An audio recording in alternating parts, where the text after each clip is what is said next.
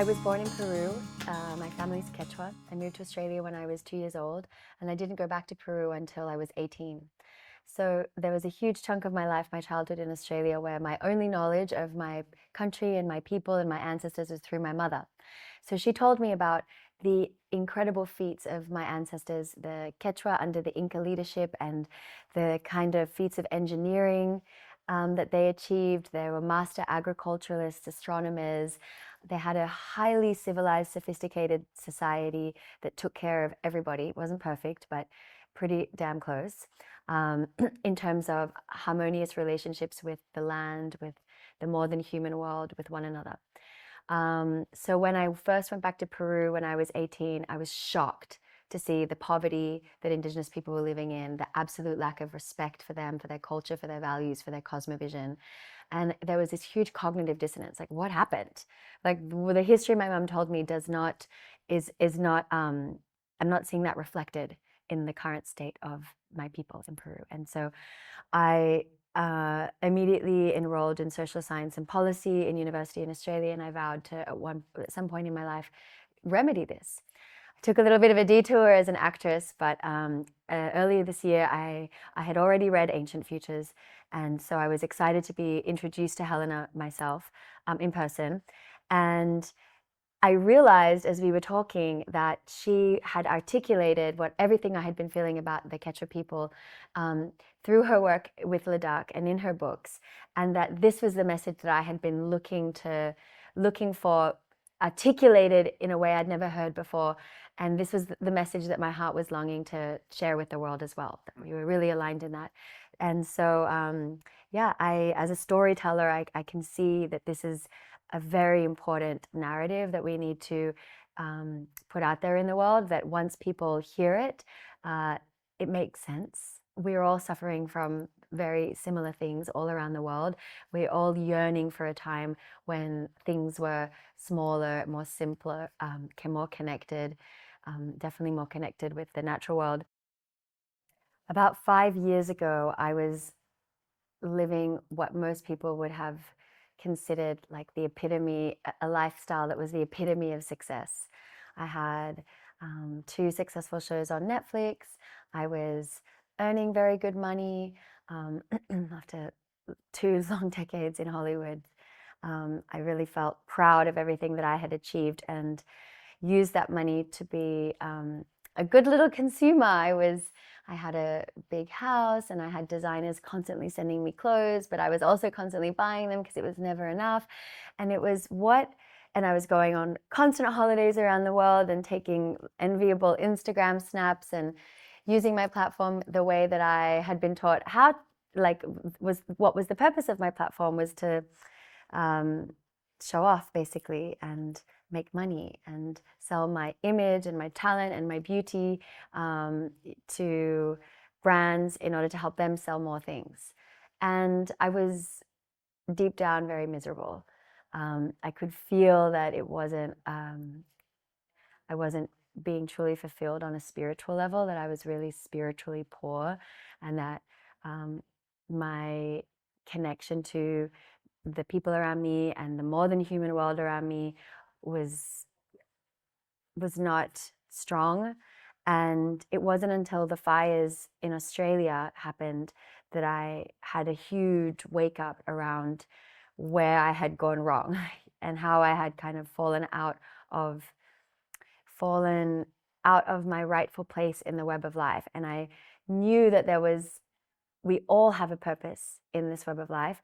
And I knew that there was some way that I could get back there, but I wasn't sure how. And that was when I started to tune into the wisdom of my ancestors, and it started with reconnecting with the soil and doing work for Kiss the Ground, realizing how important the soil was to my ancestors. We even have a name for her, Pachamama, and how coming back into right relationship with the soil and the water and the animals and the fungi and the trees.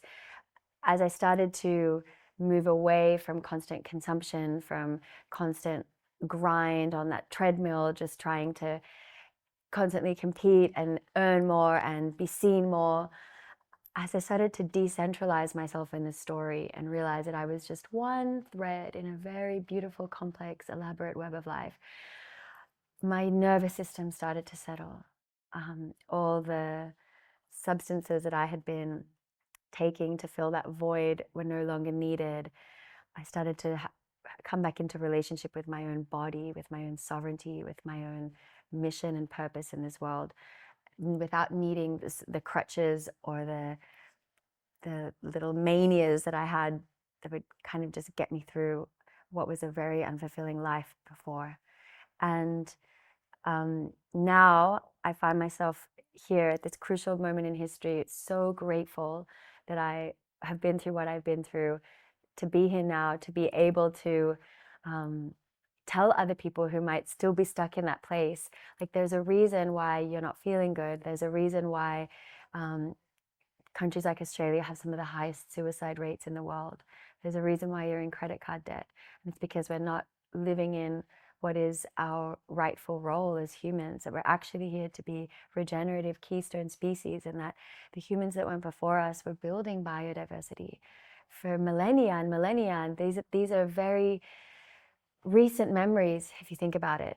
And it's not that hard to go back to them. This capitalist system and colonial destructive system that we've inherited is just a very short blip of time in the larger perspective of human history. And so my role now is, as a storyteller, to think of the stories that will help us reconnect to this deep collective memory that we all have of how to be regenerative and leave this earth a better place than we found it for future generations.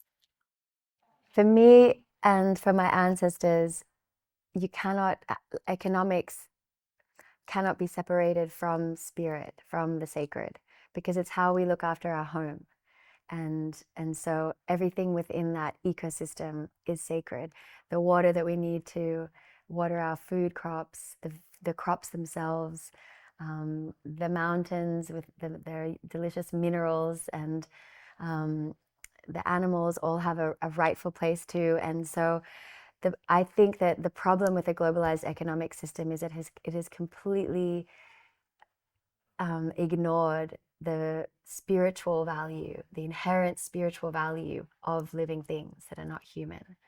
And so if we can reclaim economic systems that give value to a clean river, give sovereignty, give rights to a river and a mountain as if they were our relatives and not just resources, that is the kind of economics that I'm really interested in. And there's no way of separating that from spirit. And I know that I've lived in California for 2 years, and Helena sometimes asks me to like tone down the woo-woo. Like, I wasn't even able to say spirit in the opening my opening piece, but I was like, but I'm going to pray. I'm going to thank the water and the trees and the fungi and the animals, because unless I start decolonizing you guys, colonizing you guys with an indigenous cosmovision, we're just going to stay on this like left brain, limited like track to rationalism, and look where that's got us, so I'm all for I'm all for, I don't mind the eye rolls when I say what I say. I have compassion for people who have, like yourself, your ancestors were removed from their ancestral home to go somewhere else. You had no choice in that. And there was this severance of lineage, of connection to country, connection to the spirits of your country. And so I think this work in reclaiming that, in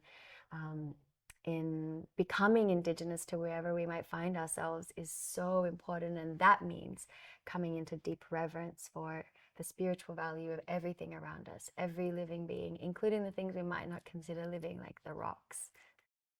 Robin Wall Kimmerer says, everybody can become indigenous to a place if you care for the land and the waters as if your children's future depended on them, which I think really sums up what this localization movement is about, because it's not just about Indigenous people. Indigenous people are lucky enough to, in some cases, have unbroken lineages and memories of pre-colonization that they can share with us. But if we just left it up to them, that's only less than 2% of the world. We need everybody to become Indigenous to where they are and where they currently live.